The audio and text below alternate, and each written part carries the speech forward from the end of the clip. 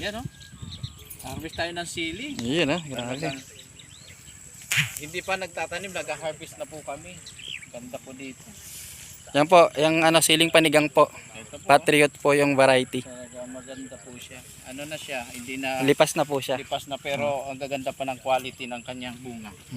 Kaya ito yung ating Ayan. itatanim sa San Pablo. Yan, ito yung mga kalamansi ni Brad Orlin. Tingnan niyo naman po yan, no? Talagang Linuwa na si Badmari ng kumuha ng lagayan, no?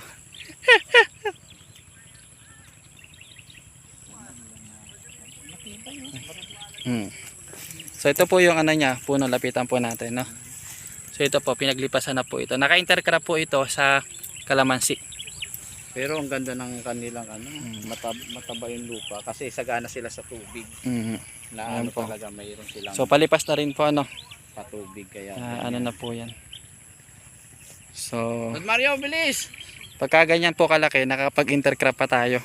Mga po ito, mga 1 taon pa lang halos yung kalamansi. Pero pagka mga 2 taon na po, hindi na po alanganin na po. Pero pa tayo, mga bibili ng sili. Ayan po. Kinuha po ng mga kasama yung pinaglipasan na Ayan. Ayan po. Ayan. Ayan, sa Joven, daming dala.